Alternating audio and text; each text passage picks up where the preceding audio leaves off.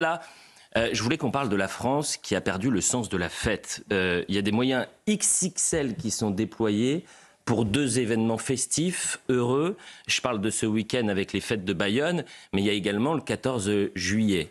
Et plutôt que de se rassembler, de se dire qu'on va passer tous un très très bon moment, je voudrais qu'on salue les forces de l'ordre qui vont être mobilisées, policiers et gendarmes, des dizaines de policiers et gendarmes, parce que vous avez des racailles qui font de cette fête nationale la fête de la casse.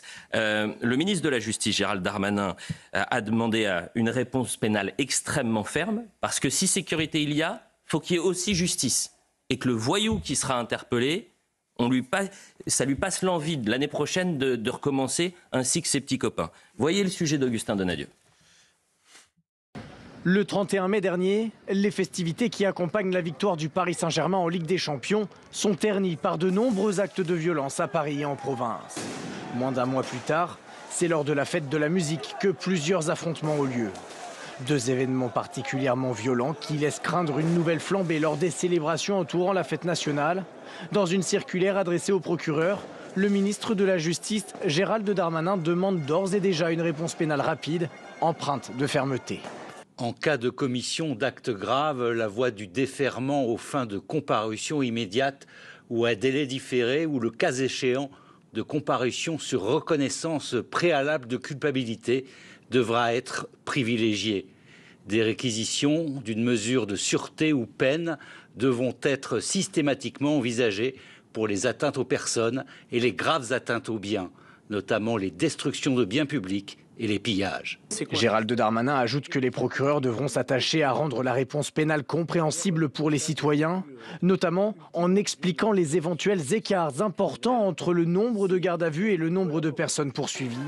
À titre d'exemple, à Paris, sur la centaine de personnes qui ont fait l'objet de garde à vue le soir de la fête de la musique, 30 mises en cause ont été déférées, dont 18 en comparution immédiate. Et je me tourne vers le magistrat honoraire Philippe Bilger. Parce que la sécurité, on le sait, elle sera au rendez-vous. Les policiers, les gendarmes, ils seront là. Moi, j'ai fait un tour en comparution immédiate au tribunal de justice de Paris au moment des émeutes post-victoire de la finale de Ligue des Champions Paris Saint-Germain-Inter. J'ai vu les profils, j'ai vu ce qui était demandé par le procureur et j'ai vu les sanctions. D'accord ? Combien sont derrière les barreaux aujourd'hui ? Combien ? Donc la réponse judiciaire, et c'est pour ça que Gérald Darmanin il demande aussi de la transparence, d'expliquer comment on peut passer, je dis n'importe quoi, de 8 mois de prison ferme à seulement 4 mois avec sursis et 500 € d'amende quand vous êtes allé saccager un magasin ce soir-là. Alors Elliot, si vous me permettez, bien sûr. Une justice intelligente, ça n'est pas forcément une justice qui met derrière les barreaux. Première observation. Deuxième observation, je vous rejoins totalement, il y a des décisions scandaleuses de mansuétude. Mais il faut bien voir que dans le système judiciaire tel qu'il existe aujourd'hui, avec cette preuve difficile à établir, on risque en permanence de se heurter à des indignations citoyennes que je comprends totalement. Tant qu'on s'obstinera à croire que notre système de preuve individuelle est capable de résoudre la preuve des violences collectives, on n'aboutira à rien. Ce que vous dites est passionnant, Philippe Bilger, parce que pendant toute l'après-midi de comparution immédiate à laquelle j'ai pu assister, les avocats des délinquants disaient « Ne faites pas de cet individu un exemple ». L'individualisation de la peine. Pardonnez-moi, les Français lambda disent « Mon œil, ras-le-bol de cette individualisation ». Quand vous êtes 30 en train de piller un magasin, et ben, malheureusement ou heureusement, vous prenez pour les 30. Elle peut exister à la rigueur, et c'est un principe fondamental, lorsque le transgresseur est tout seul. À la limite, je peux concevoir qu'on fasse attention à son passé, à sa personnalité, mais lorsqu'on multiplie les violences collectives, il faut accepter de considérer qu'il y a une coaction de la violence et des délits. Sinon, on n'arrivera jamais à rien. Thomas Bonnet. La justice a déjà pratiqué cette collectivisation de la peine. C'était les moments des Gilets jaunes. Les Gilets jaunes, quand ils passaient en comparution immédiate après des faits de violence qui sont tout à fait condamnables, loin de moi l'idée de les excuser, simplement les peines qu'ils ont reçues à cette époque-là étaient très sévères, très fermes, parce que les consignes du parquet avaient été justement d'aller sur des peines plus sévères. Et donc à ce moment-là, on avait retenu le fait qu'il participait à un groupement collectif, des exactions de manière collective. Je pense qu'il faut retenir absolument la même chose pour ceux qui vont se rendre ou qui se sont rendus coupables de faits de dégradation sur les Champs-Élysées, de magasins qui ont été pillés, de violences contre les forces de l'ordre, c'est encore plus grave. Là, il faut absolument retenir le caractère collectif de ces violences. Attendez, pas tous en même temps. Jules Torres. De même que quand il y a des manifestations d'ultra-droite ou d'ultra-gauche, c'est toujours un facteur aggravant, cette violence collective, dans l'individualisation de la peine. On leur reproche toujours d'avoir participé à cela, donc on ne comprend pas pourquoi, quand il y a ce genre d'émeute, eh bien, ce n'est pas un facteur aggravant. Quand vous êtes dans ce genre d'émeute, quand vous êtes en train de piller, que vous participez à un mouvement collectif, que vous êtes en train de piller des voitures sur le périph', vous appartenez à un mouvement qui veut mettre Paris sans dessus-dessous. Ce qui peut rassurer les Français, c'est que pour la première fois depuis bien des années, on a un tandem Beauvau-Vendôme, c'est-à-dire le ministre de l'Intérieur et le ministre de la Justice, qui pensent pareil. Qui pensent efficacité, fermeté, rapidité et transparence. C'est un très grand changement, Elliot. On ne l'a jamais connu dans l'histoire de la sécurité et l'histoire judiciaire. Mais vous avez raison. À une période, on avait un ministre de l'Intérieur qui disait ensauvagement de la société et un ministre de la Justice qui disait sentiment d'insécurité. Et ça, c'est terminé. C'est intéressant, puisque Jules dimanche dernier, il y a un documentaire qui a été diffusé sur les 100 jours de Gérald Darmanin au ministère de l'Intérieur en 2024 et en 2023. Et il y avait notamment une scène qui est passée un petit peu sous les radars d'un conseil de défense post-émeute urbaine de 2023, où le ministre du sentiment d'insécurité dont vous parlez souvent, Éric Dupond-Moretti, fait état de 200, 300 interpellations. Gérald Darmanin pose une question un petit peu de BA. De la Nouvelle-Calédonie, plus précisément. Oui, non, c'était aussi après les émeutes. Et il vous dit 200 interpellations. Est-ce qu'il y a des gens qui ont été déférés, des gens en prison ? Réponse 0. Et là, il y avait eu un clash un petit peu fort entre Éric Dupond-Moretti et Gérald Darmanin. Et il y avait en effet deux visions. La différence aujourd'hui, c'est que les deux visions, elles sont les mêmes entre le ministère de l'Intérieur et le ministère de la Justice. Cette nouvelle vision du ministère de la Justice et de l'Intérieur, elle épouse la volonté des Français. La priorité des priorités aujourd'hui pour les Français, c'est la lutte contre l'insécurité, la lutte contre la délinquance. André Valigny, les choses sont simples. En fait, les Français demandent une seule chose. La France des honnêtes gens, cette formule, elle est bien trouvée. La France des honnêtes gens, elle a envie de célébrer le 14 juillet. Vous levez les yeux au ciel, André Valigny. Pourquoi ? C'est tellement facile de parler de la France des honnêtes gens. Tout le monde a envie d'être honnête et la plupart des Français sont des honnêtes gens. Je crois que le problème est plus profond que ça. François Bayrou, hier soir, a parlé de la violence. Il a été assez courageux pour dire que ça ne touche pas que la France. Cet ensauvagement de la société touche tous les pays occidentaux, toute l'Europe occidentale. Ça nous vient des États-Unis. Souvenez-vous, d'il y a 10 ou 15 ans, on parlait d'une violence qui se déchaînait aux États-Unis. Et comme c'est toujours le cas en matière de société ou d'économie d'ailleurs, ça commence aux États-Unis, ça vient ensuite en Europe occidentale. Donc, ça n'est pas une... Permettez d'émettre un petit doute sur cette violence systémique en France qui vient des États-Unis. Vous avez des idéologies, par exemple le wokisme qui a pu traverser l'Atlantique. Cette violence débridée, quand on voit le profil des délinquants, on n'est pas face à des Américains, si vous voyez ce que je veux dire. C'est pas ce que ni des Trumpistes. C'est pas ce que j'ai dit, et essayez de comprendre ce que je dis. J'ai du mal, pardonnez-moi. Que les sociétés occidentales sont toutes traversées par des phénomènes de violence qui s'aggravent. Vous allez en Espagne, en Italie, en Allemagne, en Angleterre, il y a de la violence partout. Elle ne cesse de s'approfondir, de s'aggraver. En Hongrie, André Valigny. Comment ? En Hongrie, il y a assez peu de phénomènes de violence. En Pologne, il y a assez peu de phénomènes de violence. Oui, je parle de l'Europe occidentale. Oui. Exactement. L'Europe occidentale, l'Europe de l'Ouest et les États-Unis. Et donc, quelles sont les causes ?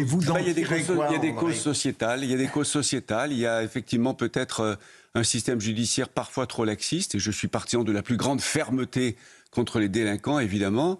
Loin de moi l'idée de tout laxisme, mais il se trouve que toute l'Europe occidentale est traversée par cette ensauvagement. Mais alors, vous avez raison, André Valigny, mais quel est le pays dans l'Europe occidentale qui a un taux, par exemple, de violence physique le plus important ? C'est la France. C'est la France. Voilà. Et c'est la France devant l'Espagne, l'Irlande, l'Autriche, la Norvège, l'Allemagne, le Danemark, la Hollande, la Belgique. C'est la France. Donc je veux bien qu'on dise que ça vient des États-Unis, que c'est partout pareil, mais vous avez des taux qui sont parfois plus importants en France, malheureusement. Alors durcissons la législation. Si la législation Non, n'est pas assez inutile. sévère, Il faut l'appliquer. Philippe Bilger. la Non, législation. je veux dire, d'abord, André, évidemment, votre réflexion est pertinente, mais elle ne, si vous le permettez, elle ne nous avance pas dans Non, le traitement j'en ai de bien la conscience. délinquance française. J'en ai bien conscience. Le fait que dans l'Europe occidentale, il y ait une montée de la violence et de la délinquance vient tout simplement d'abord de la dégradation absolue du vivre ensemble partout. Bien sûr. Deuxième élément, le problème de la France, me semble-t-il, outre ces problèmes de preuve que j'évoquais tout à l'heure, c'est le fait qu'on a eu, de la part de la plus haute autorité de l'État, une sorte d'indifférence à l'égard des problèmes régaliens. On ne peut pas dire que la France ait une constance et un entêtement intelligent dans la répression qu'elle menait.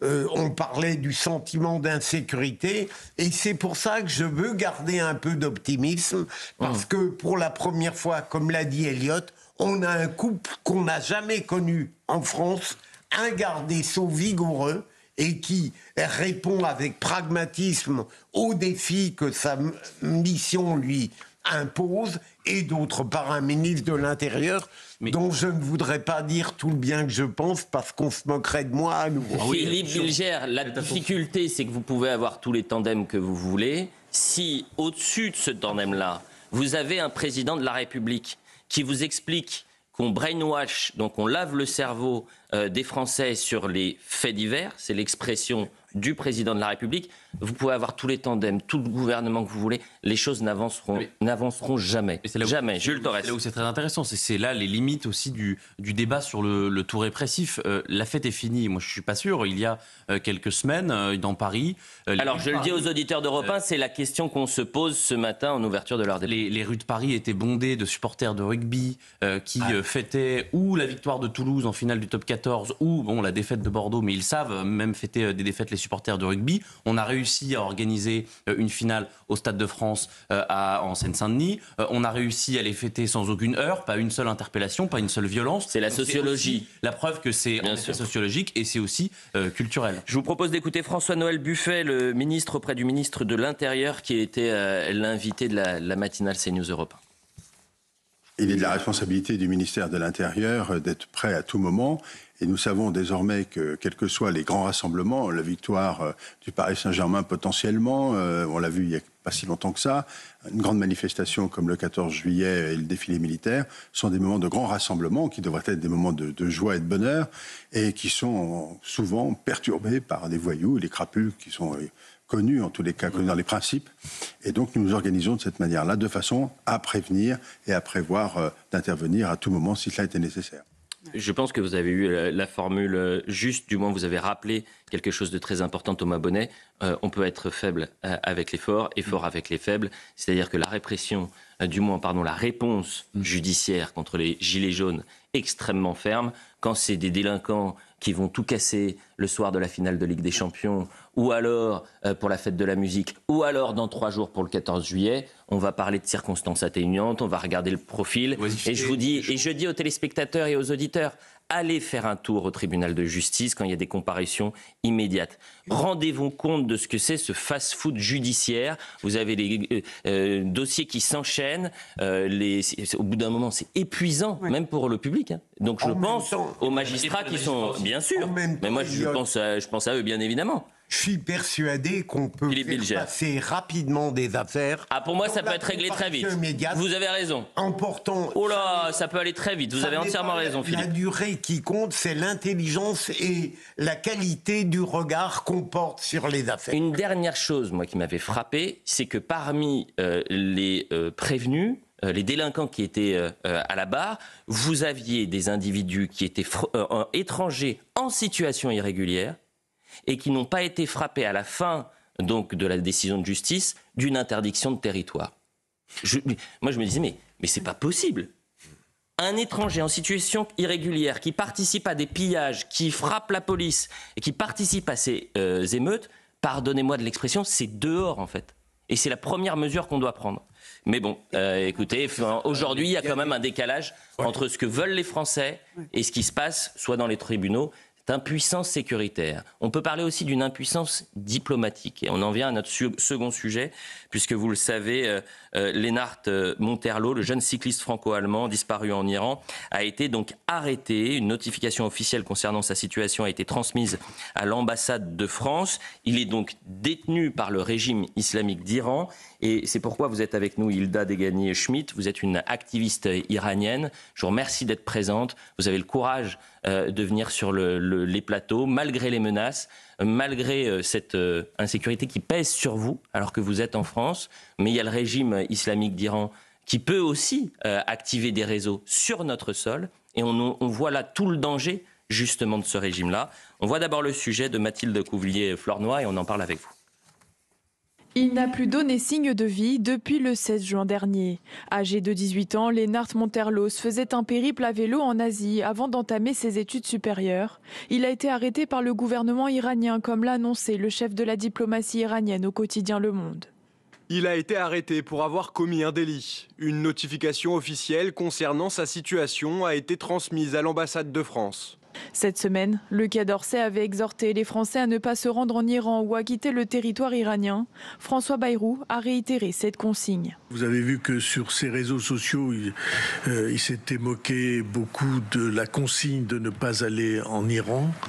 Au contraire, il faut respecter ces consignes. Il y a des pays particulièrement dangereux dans le monde. Et si les autorités françaises disent attention, s'il vous plaît, faites attention, mesurez ce que ça signifie comme mobilisation pour essayer de sortir ce jeune garçon, et les autorités sont naturellement en contact avec sa famille. Le jeune franco-allemand est le 3e Français détenu en Iran aux côtés de Cécile Collère et de son compagnon Jacques Paris, tous deux arrêtés le 7 mai 2022 lors d'un voyage touristique dans le pays. Ces derniers sont accusés d'espionnage pour le compte d'Israël et encourent la peine de mort. Et je vous propose d'écouter en longueur François Bayrou. Tout ce qu'il dit est juste, mais on a la sensation que ce sont des vœux pieux. C'est-à-dire que, écoutez attentivement la déclaration hier soir de François Bayrou sur la situation donc, de nos ressortissants français qui sont aujourd'hui otages. Ce sont des otages du régime islamique d'Iran.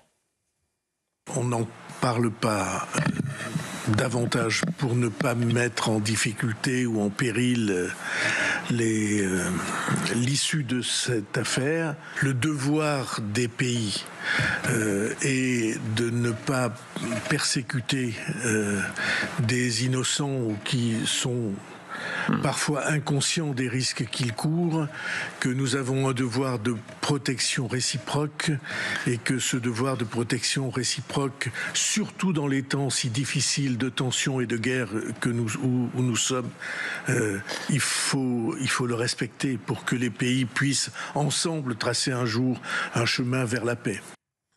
Bon, évidemment, on rêve d'avoir un monde qui est en paix, sauf que là, on parle d'un régime, Hilda Degani-Schmidt, qui bafoue évidemment les libertés individuelles. Ça fait 46 ans de persécution, d'assassinat, de prise d'otages, de terrorisme, de viol, d'exécution. Cette année, on est aujourd'hui, c'est-à-dire 6 mois et demi après le début de l'année, à plus de 680 exécutions. En fait, si vous voulez, parler du devoir de protection, c'est comprendre qu'il faut fermer l'ambassade occupée par ce régime.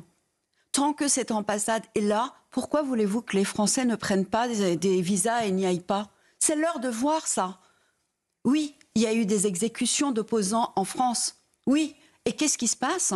On entend notre président appeler M. Pezeshkian, le président iranien, pour lui faire entendre raison. Non mais ça va pas. Est-ce qu'il y a des personnalités dans l'histoire du monde qu'on peut comparer avec ce régime? Est-ce que ça viendrait à l'idée de quelqu'un de faire ce qu'ils font? Le peuple iranien, moi, j'ai 85 millions et 3 compatriotes qui sont otages. Et le peuple iranien est laissé à l'abandon.